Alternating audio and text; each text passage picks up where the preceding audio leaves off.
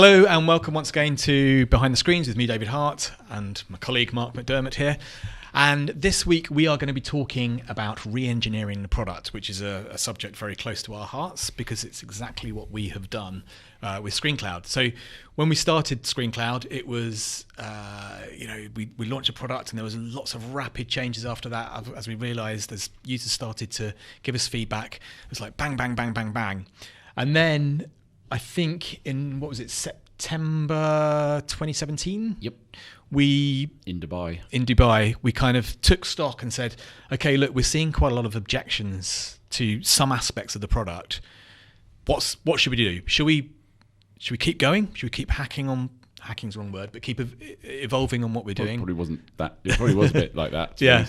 Or should we rip it up and start again? And I was reading something today by Bitly, the VP of product at Bitly, and he was saying that they went through a similar thing, and when they mentioned it to their board, one of the VCs said that he'd never seen it work. But then he said that companies like HubSpot have done it and powered through, and I guess Basecamp are on sort of version 2, 3 or something of their product. So it's not like it never happens, but the received wisdom generally out there is this is a crazy thing to do, especially when you're sort of that early on in your product. And for us, we've made a massive investment in staff since Dubai, nearly 18 months ago, probably. Mm-hmm.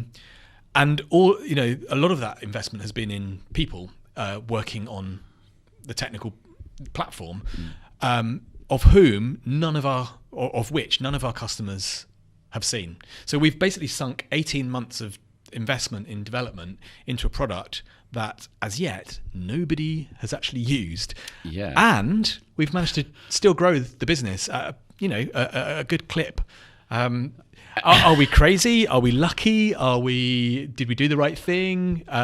This podcast will be a moment in time. Yeah. The reality is we don't know, and we can't answer that question in this podcast, but we can talk about how we got to this and what the main issues are and what the unknown issues are along the way. And it's a big one. Strap in, team. Yeah, and also I think the way in which, as a company and as a board as well, you have to how you deal with that, because obviously as a growing company, you're like, right, we've got to get a ROI, we've got to show growth.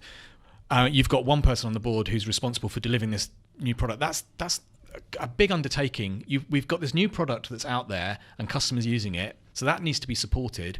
And at the same time, you're saying, hey, and now I'm going to redo the whole thing again. It's a lot of pressure to put under someone. So I think probably what we need to do is just explain why, firstly. I know you have kind of alluded to it, but maybe go a little deeper on that because it is fundamental, and it was a proper round in circles chat. But basically the problem was this. So we launched our product, and after a bit of shenanigans, it kind of started to actually grow a good lick, and it was particularly setting fire sort of in the SMB and mid-market. And that's kind of what we built ScreenCloud for. We thought it's an SMB mid-market play. We didn't really think of it as an enterprise thing because there were solutions out there for the enterprise. And they also did the whole turnkey full service thing, which we thought is what they would want. Yeah. So we never really thought about those big companies when we built it because they weren't our target market. And yeah, we basically landed a home run in terms of our target market. We had a high NPS score. Not that we did it at the time, but the feedback was good. And then we have done NPS subsequently, and it's really high.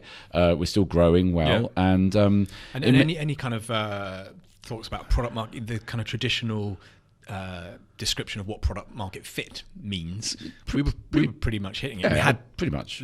We had a number of paying customers who we didn't know. Negative churn. Expansion, obviously that's where the negative churn comes from. All of the kind of markets that we thought we were going to hit, we basically did. Obviously there was changes and improvements and stuff, but didn't really do anything wrong. So then why would you go and rebuild it? Well, basically normally the reason to completely rebuild it is like a massive pivot, and that absolutely is not what this story is. We haven't pivoted as such. But what we have done is gone upstream, which is basically going into the bigger customers. And really that's happened because we've been dragged upstream. So large customers came along, found what we were doing, liked what they saw, realized that it was not like kind of feature rich enough for what the project entailed, that if we worked with them on these much larger kind of networks of screens.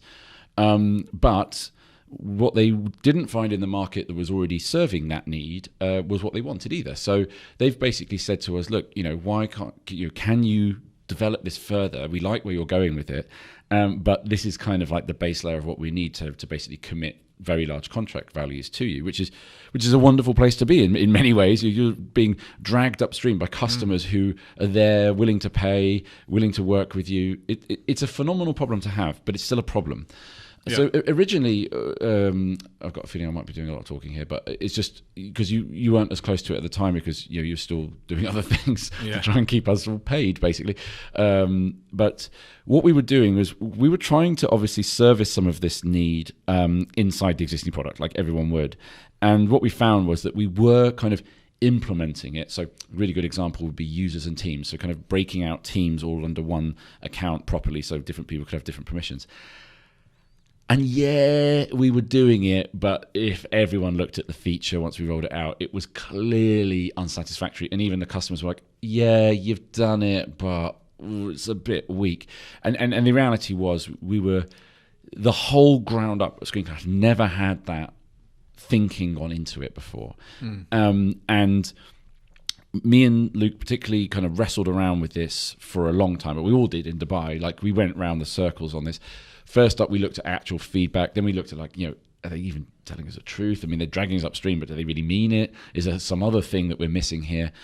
We went over and over and over, and because no one really wanted to do it. I mean, to a degree, developers always want to re-engineer and rebuild things. That's very normal. But I genuinely don't think Luke did it because he fancied it. I thought it would be nice to have, work with slightly more up-to-date libraries and less jitty code and stuff. But I don't think that was really why he did it, because this is, as you say, it's an enormous undertaking and a massive risk. Yeah. But we took all it anyway. On your shoulders as well. If you're the pretty much him and the team and but it just came out as the only logical way of doing it. And I think the other truth that we had sort of become apparent, which maybe we hadn't also really thought about, and I think is a truism in SaaS, that is if you basically serve the SMB market, you can build quite a nice, decent sized business. But if your contract value is relatively low, sort of under $100 a month, you are going to plateau, inevitably. And the reliable number is it's going to be either, well, it's not that reliable because it's three different numbers, but somewhere either about 5, 10 or 20 million. But you're not going to get up. I mean, the reality is everyone can then name a couple of examples that have, and that's sort of the point. There are only a couple of examples of really massive platforms that serve the SMB market exclusively and are massive. And so what we were basically advised and what became kind of clear was that we can still ride the SMB wave, and we always want to serve those customers. And I believe that these days you can build product which serves both markets. That's maybe one for another podcast. We'll be here till it's tomorrow. But eventually that wave will kind of, will just sort of rock out, and then that's where your higher ticket mid-market and enterprise corporate will then take you on with those bigger contract values, and that's how you jump up there. So that's basically what we've tried to do. I suppose the question at the time could have been, okay, right, so you're seeing regular objections coming back from the corporates, and it was quite clear where the product was lacking. But then at some point there was a decision which is basically, can we make what we've got suitable for those and address those objections? And we did try that, so I suppose that's the real kind of.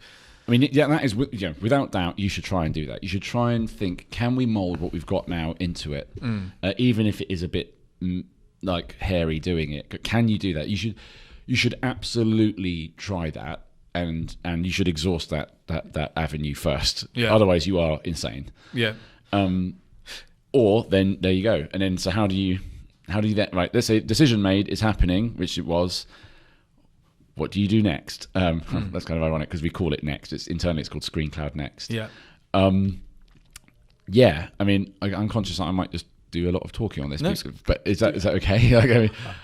just because I'll jump in. I know it fairly well. So one of the things that they say in the industry is like it's insane to do it, and there's different reasons for that. Well, firstly, it's kind of with a product which is growing and doing well with a good NPS score, taking effectively 80% of your engineering talent, and certainly your most senior engineering talent, and then having them not touch the product at all, pretty much apart from bugs and stuff, in that period for a year and a half, is like, you can expect that your growth is going to suffer.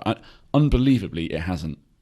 I'm to this day, I don't really know why, but I guess we just really did have genuinely good fit with that smaller end of the market, and it was stable enough and strong enough to see us through, which is some kind of miracle. I guess the other thing that we had in our sort of on our benefit is that we have the ability to develop new apps on top of the product. Yeah. So we can create. So we sort of gave the illusion of change by adding new apps, which has always been a sort of separate team. But actually, the core underlying product just simply hasn't changed. Yeah. I said, apart from bug fixes or keeping a player up to date with the new OS version, effectively nothing's changed.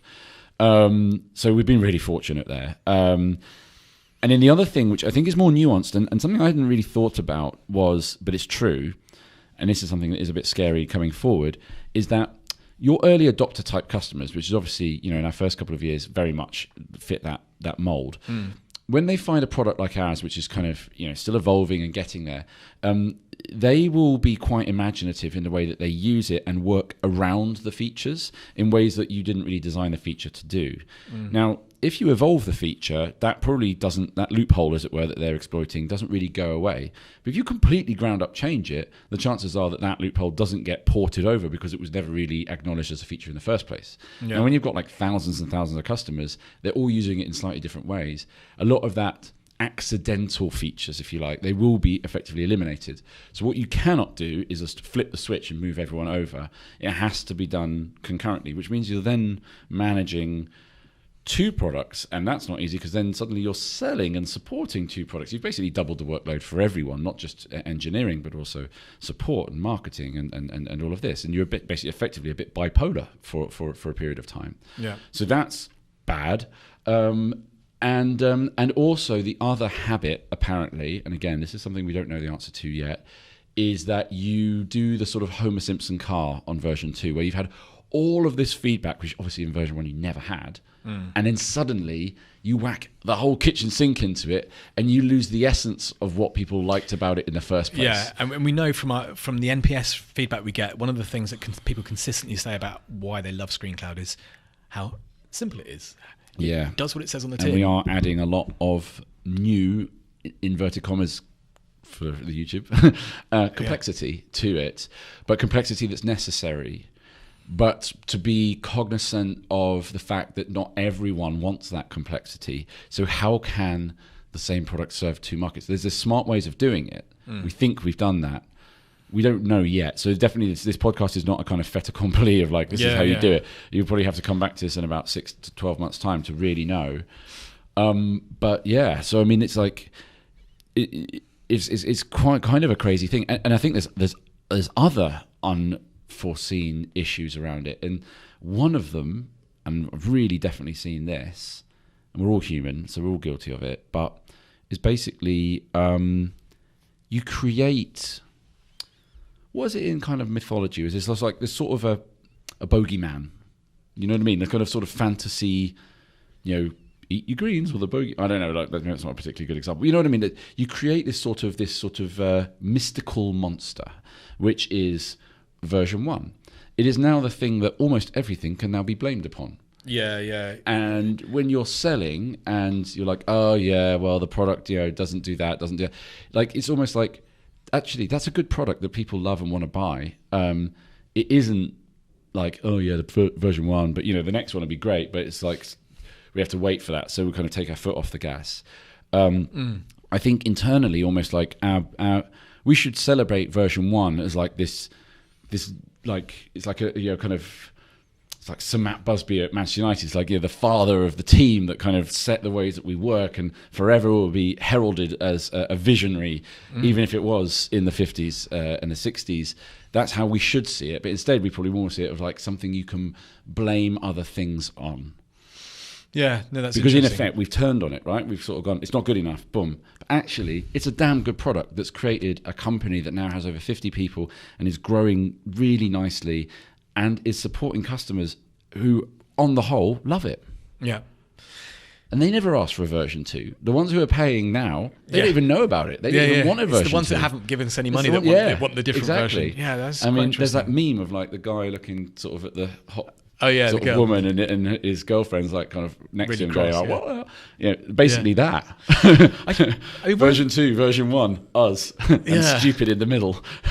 So, I mean, the way it was described to me at the time is that it was partly about addressing some of the, the objections, but it was also about really future-proofing it in terms of some of the kind of bigger ideas we've got. So, when we think about digital signage internally, we don't think about it in the way that it actually exists currently. We think we've our aspirations for what the product will do ultimately is much more based on rule based and smarter integrations and that kind of stuff, which it doesn't do yet.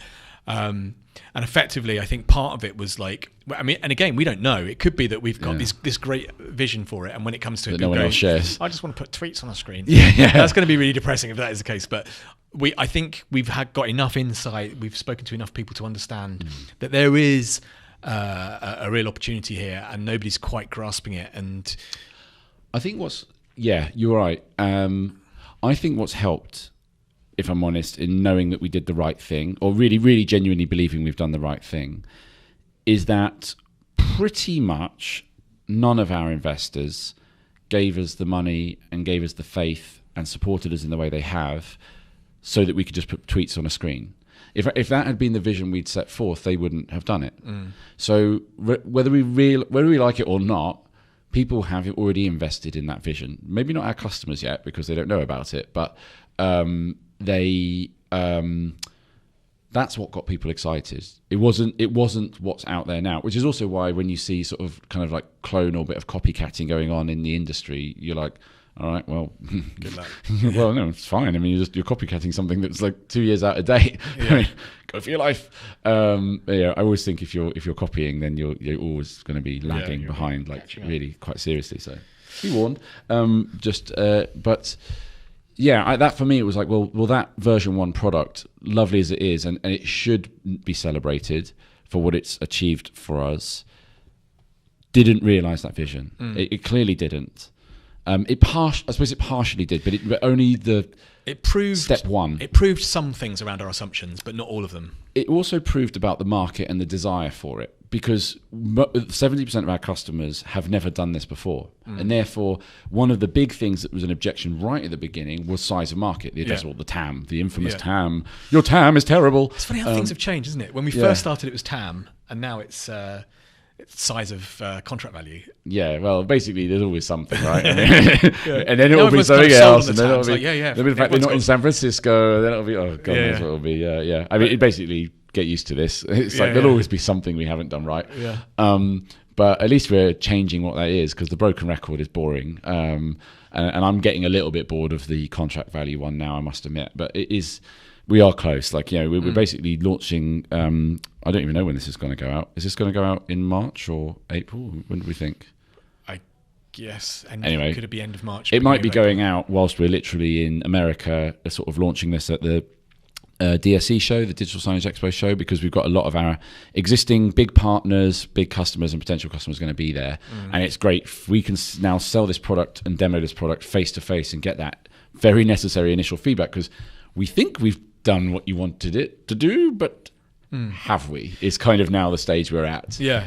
Do you think, like, in retrospect, so I suppose one of the things that, I mean, do we think that back in Dubai, if we had known that we would be 18 months down the line and it would still not be launched, do you think that would have been a concern at the time? Because I don't think we actually set a specific deadline, but I think the expectation was probably it would be quicker than 18 months. Yeah, I think like a lot of things, if you knew how hard it would be, you probably wouldn't do it. But I don't think we ever thought it was going to be a straightforward undertaking. I think looking back at how it's been and how it's gone, some of the things I mentioned were sort of unforeseen consequences internally. And And I think the thing that we've done wrong, I've got to be honest, we haven't brought the big customers along enough in the journey. We were quite good at the beginning, at the design stage. We made sort of videos of the prototypes, the wireframes, and sort of designed up wireframes. We shared them. Everyone said, "Oh, it looks cool. You know, let me know when it's done." And then we kind of went down a dark hole. We didn't demonstrate the features out anywhere near close enough towards the end. I mean, in effect, now sort of you get what you're given is sort of the point we're at now. It's not that we're not going to go back and revisit them, but you know, I'm pretty sure that's not the playbook for how you do it. And I'm not having a go. The guys have worked hard, and you know, I have mentioned, like, you know, it would have been good to have more videos. And I know it's like, it's annoying to go make a video or do a demo when you're also trying to just get shit done and stuff. But that feels to me like we've slightly loaded it against ourselves with a kind of a ta-da. It's not like we didn't have very, very willing people to give us tons of feedback. I mean, we have. They're there and they're waiting. And really, we haven't involved them as much as we should have. Because if you look, you know, the sort of things like the, you know, lean startup and MVP and stuff. Yeah, but do you MVP a version 2? I know, it's hard, isn't it? Because what do you, exactly. You're not going to. I mean, I suppose you could definitely share prototypes. Well, we did do that and get feedback and that kind of stuff. Yeah. Well, it depends what you mean by prototype. It was like clickable, and it showed you what it was. I suppose to a degree. I mean, let's take the opposite side of the argument, just for the interest of balance. You know, they looked at the prototypes and they were like, yeah, great. And then, like, you know, basically show me that when it works. Well, actually, there's quite a big difference between a clickable prototype and the thing. And I think that's probably what happened. You know, I imagine Luke was just like, well, I know what I need to do. I just need to get on and do it. You just need to let me. Yeah, totally. Look, I don't think anyone has done anything in this whole process with any kind of malice or any kind of, maybe that's even too strong a word, but like with any bias towards something that isn't actually trying to do the best for everyone. And you know, it has to be said, it hasn't gone. There's nothing that's gone wrong here, other than maybe it's taken a bit longer. But I mean, what the other thing is going to happen. Yeah, I mean, and the other thing is that it's a software project. I suppose, as you say, we don't actually know because we haven't actually got any customers paying for it yet. But we've got so many insights about what they want, and we know that we're addressing a lot of the objections that have come back again and again and again. And we have built a lot of product over the years. We've built a lot of product which has worked. I mean, you know, this is not, if anything, of all of the aspects of business and growth and things, to a degree, building a good and developing and shipping a good product is not the thing that really keeps me awake at night, because I know we've done it in the past, we'll do it again. And on the whole, when we do take these kind of big shots, we normally land them. Were they bullseye? No, I don't think anyone really gets it bang on straight away. I don't think there's such a thing.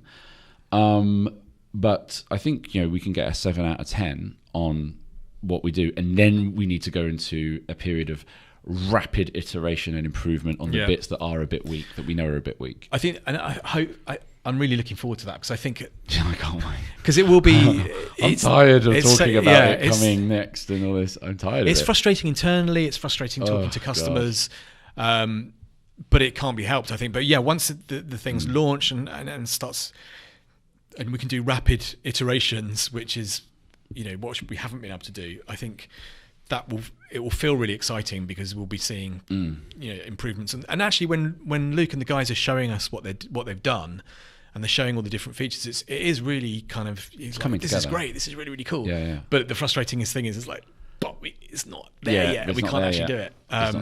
So I mean, in terms of like lessons, I don't know. I suppose part of the thing about this as well is like how you, as a board, how you deal with, because there's going to be pressure. Like, come on, we're spending all this money and we're not seeing anything, and why isn't it not landing, and why isn't it not landing, and we can't let this drag on any longer. We've promised customers things, we've got this big DSE thing coming up, but at the same time, so you need to, as a board, we need to put pressure on ourselves, but at the same time, you also need to protect. Rush it, you fail. Yeah, you need to protect the guy that, in this case, Luke, who's and the team, and the team, but in the board level, yes. Yeah, so Luke's not getting it in the neck, going, because, you know, we've all made a commitment to this, and we all know that, you know, it's if someone said, how long is it going to take you to write a blog, David? And I said, right, I'll get it done by Friday afternoon.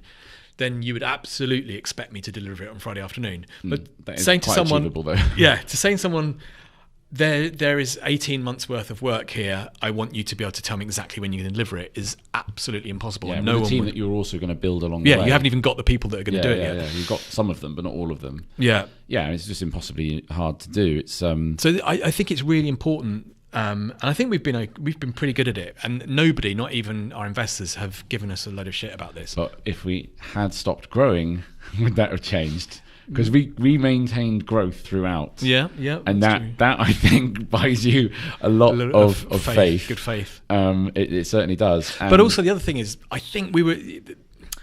Part of the other reason is because the big criticism that we had was about ACV. Yeah, and this is all about addressing. And that. this is So what else do you want us to do? We've basically identified where the problem is, and this is how we're mitigating it. So I guess to an extent, it would be a bit disingenuous then for someone to turn around and go. Yeah, but then they could also argue, but there are more sensible, simple ways of addressing that. Like you could have played with pricing. You could have done this. I mean, there's other ways of which we could do it, but I think the piece of advice for sure is and this might also turn out to be a wild success. We don't know, but I'm going to stick it right down there. It's a last resort. It is a definite last resort. Do not do this unless you must do this. Like really. At the time when we took that decision, we were 6 months away from doing another funding round. Or at least starting the conversations about another funding round. And you're like, okay, so I wouldn't raise money to do it. I think what was good was that we'd already begun it, so that when the objections inevitably came during the funding round about ACV, we said, well, actually, we're already 6 or about 50% away through a ground up rebuild. So one, you can't stop it happening. 50%, it's happening. 33%. Okay, well, got to give me a bit of salesman there, in the same way, like, oh yeah, we go from term sheet to deal in like 6 weeks. Yeah. Really? Unlucky us then. Actually, so I mean, everyone's talking a bit out their arse when it comes to these things. There's what you hope for and what in reality what's happens. Actually true. Yeah. But as you say, this isn't the first time we built a product, and we know that it's very easy to guess how long something's going to take if nothing goes wrong, or if nothing comes from the out of the blue, or but actually, I think for estimating something that's months and months and months is almost impossible, I think. Yeah, and also with to a degree a flexible scope as well. I mean, okay, it needs feature parity to the previous one, but it also needs a load of new stuff as well. But again, like it's not like some of those customers who've been waiting for it need every single feature. There might be really only like one or two kind of killer aspects to it, which is enough for them. So we could start pulling that crop in before we deal with the even bigger ones. And there's also that point of like, and I'm sure Luke would agree with this, is like, at what point is it ready? And because you could, like, so we've kind of created what is, I guess, it's a self-created artificial deadline, which is the end of March because of DSE. Yeah. But actually, we're not saying by the end of March it's going to be freely available to everybody on the planet. But,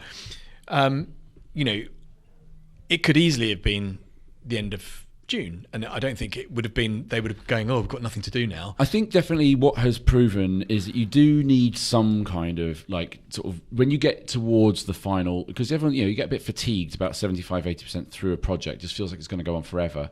And I think at that point you do need to create a sort of a target to aim for, because it revitalizes the group. It pulls focus back, it pulls prioritization back into the mix, which may have kind of in that sort of middle bit may have gone astray, and I think you do need it. So we've used that, and I think everyone knows it's like it's important and it's a good thing, but it was artificially inserted there.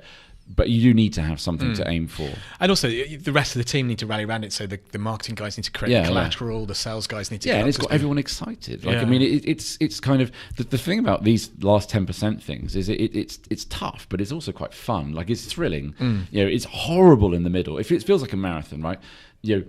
I think the worst miles of a marathon when I was running it, and probably I imagine the same for you, would be probably just over halfway through to like maybe like 15 to 20 miles. It just like you're right in the thick. You're sore, it's painful, but you're still quite far away from the end. Yeah. And actually, although the last 6 is tough, it's quite you can, a thrill. There's more crowds, there's more noise, and you're the like, mile ticks away, you're crowds thinking, start to build. I've got 2.5 miles, I can do this in my sleep. I can do this, even though my legs feel like all sorts of crazy. But there is something about that painful but exhilarating end, and we are kind of there now. So that's it. And like, to go back to the point about like, when is it ready? To be honest, seeing as we are selling this product primarily into the bigger customers, we also know that they take their sweet time kind of rolling stuff out. So what really we need is a kind of a nod that we've hit the right notes, and then for them to kick back into action about them turning this into a larger project, and then for us to sort of work in parallel, delivering this with them. For example, right now we haven't built the credit card billing thing, but to be honest, we know that the customers that we're trying to get onto this initially as the first ones wouldn't pay by credit card anyway, so who cares?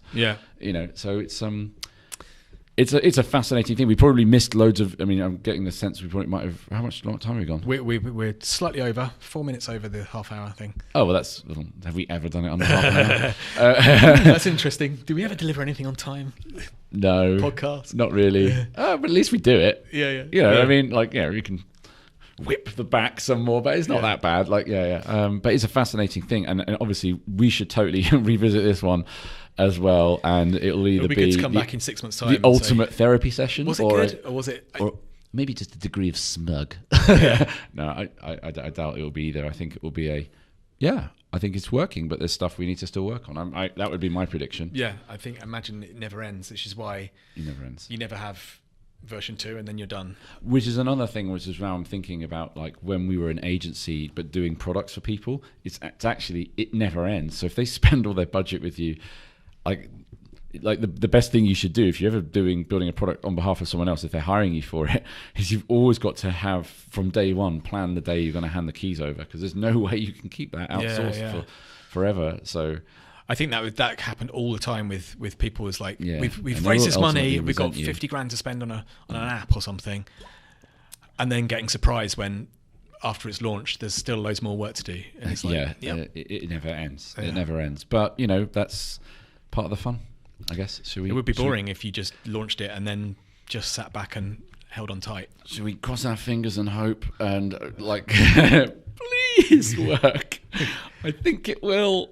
Well, if it doesn't, it will be horrible.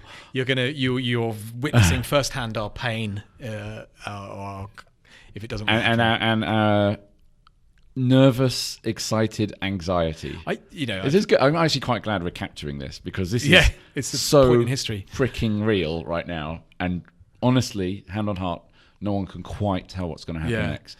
But we're over the line of 50-50 into the optimism half. Yeah, I mean, having said that, as you said, we've built products, hundreds of products. We've launched other businesses before. It won't be. I just don't believe you put that many intelligent people in a room for that long, that dedicated to fixing something. It's a better product as well. We've seen it. It is better. As long as we haven't made it much more complicated for the people who don't want it more complicated. Yeah, I think we need to the onboarding of that, I think, is rather crucial. Yeah. Well, that's a story for another day. Yeah. Well, cool. You heard it here first, folks. It'll be the making or the breaking of us. No, I don't think it's. Actually, no, it is. There's a big one. We've kind of sold it internally and to investors and externally and to customers. a bit. Yeah, but we've done what we said we were going to do. So I don't know. Bring on Las Vegas fever. That should be fun. Cool. All right. Until next time. Cheers.